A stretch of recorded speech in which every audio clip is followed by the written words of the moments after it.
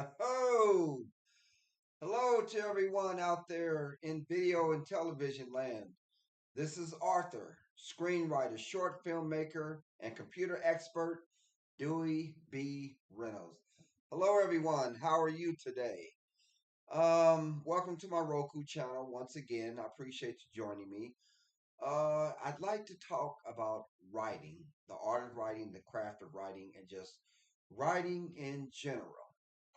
Um, I remember reading an article in a writer's magazine that said you must write what you want to write. You must write what moves you. You must write what is important to you. You must write what you are feeling on the inside. Writing is like a rite of passage. It's a art form that is probably no different than from acting, dancing, painting, directing, sculpting, or anything dealing with creativity. You have to feel it in here. Singers, they have to feel what they're singing. Actors, they have to act what they're feeling. Painters, they have to paint what they're feeling. Um, Sculptors, they have to feel what they're sculpting. So it has to be a burning desire inside of you. And one of the best advice that this article gave was do not write what sells, what is selling at the time. Let's say at the given time, thrillers may be hot, suspense may be hot, fantasy may be hot, let's say memoirs may be hot, autobiographies may be hot. At that given time, don't write what is selling. Write what you feel that you want to write. Because the way, and I feel this without even having read this article, you like it's almost like you fall into a trap, because you want to make money, you want to be rich and famous, you want your name out there. That's all fine and dandy, but you have to stay true to yourself. That's what you have to do. Stay true to yourself, because if you don't, the audience, your audience will recognize that when you are not true to yourself. And writing is a craft. It does take a lot of patience. It takes a lot of fortitude. It takes a lot of willpower, and it's something that you have to really stick with it, and you have to really uh, be consistent with it. That's the key word, consistency. You definitely have to be consistent, because if you don't, you will lose the momentum. And that's something that you do not want to do. You do not want to lose your momentum.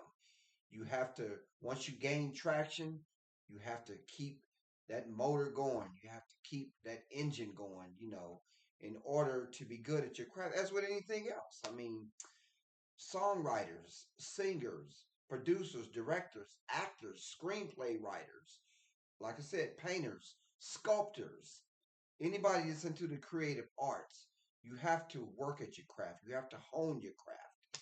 And that is something that does not happen overnight. For example, great writers are avid readers. You have to read. I read a lot. I read widely. I read a little bit of everything. I read almost everything I can get my hands on.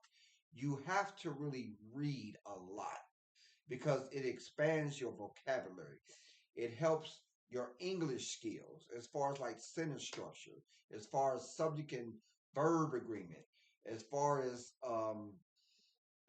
like dangling participles, the colloquialisms, as far as like being able to know great punctuation. All that comes with reading, and also having taken English courses, of course, in high school, on the college level, post college, post high school. You never get too old to polish up your English skills. We can always learn, no matter how long you may live. And great writers who did write great novels and went on to do well at their craft, they were avid readers. They really were. You have to read. So if anyone is aspiring to be a writer, you definitely have to read.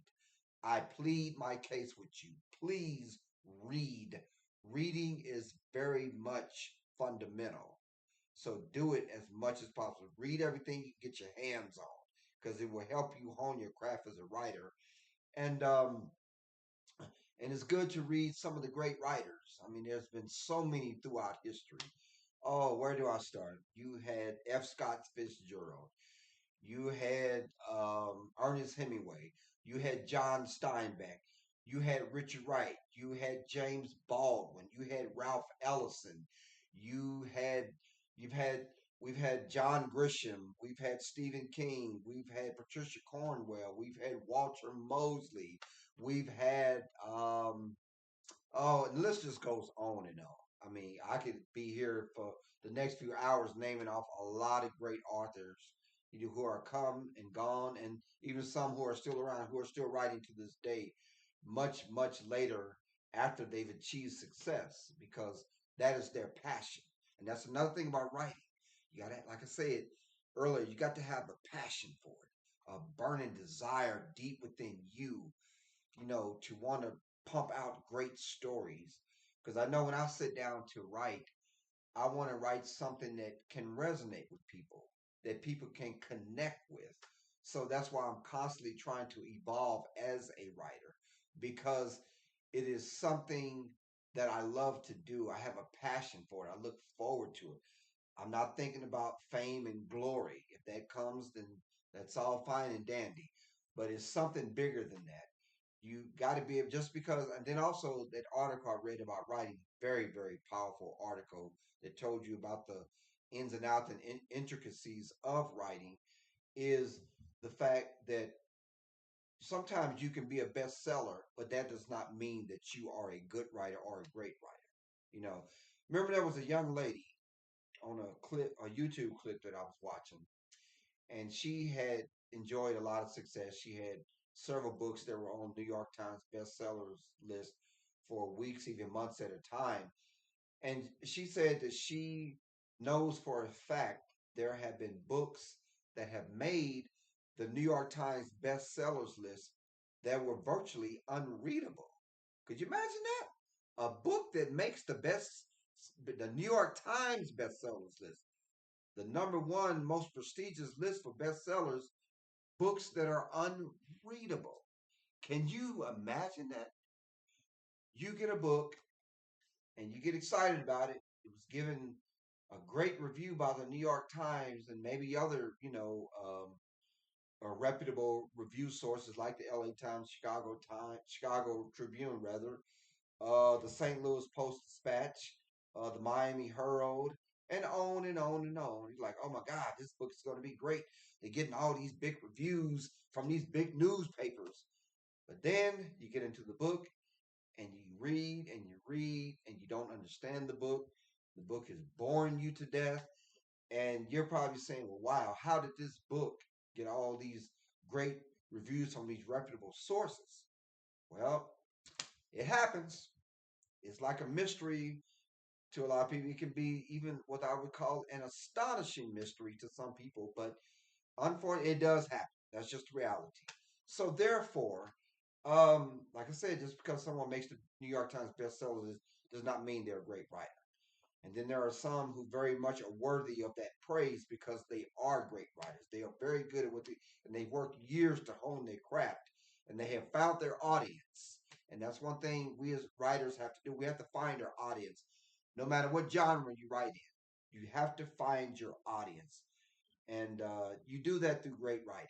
You know, you do that through writing great material, like I said, that people can resonate with, and something that they read your first book, they want to read the second, third, fifth, 10th, 20th book because you keep pumping out great material.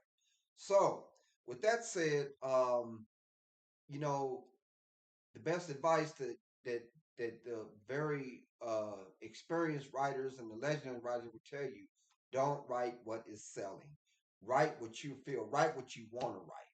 You know, and another thing about writing too, before I end this video, is that um, you should not really let someone come along and take your voice from you. Your voice is your own. It can be a very good thing to get good sound advice from good editors and other writers and feedback from friends and family and writing groups. That's great. and how to improve your writing and how to polish up your work. But you should never let no one come along and take your voice from you. Your voice is your own, and that is something that you have found and something that you want to stick with.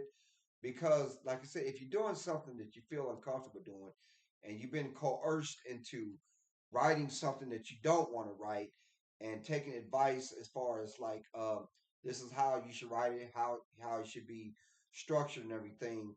You're allowing someone to take your voice away from you, and your voice is your own. Like I said, no one should let a great writer or amateur writer or novice writer should not let no one come along and take their voice from them. You found your voice, you find your niche, then you pretty much want to stick with that.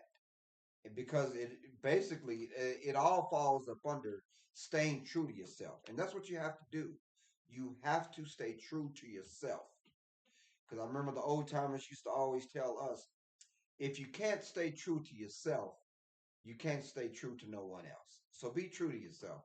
So therefore, I'm signing off. And it's great that you could join me once again here on my Roku channel. I appreciate it. And until next time, if you are a writer, keep writing and keep pushing because you will get there. All right, everyone. Nice talking to everyone, and I'm signing off. Goodbye, everyone.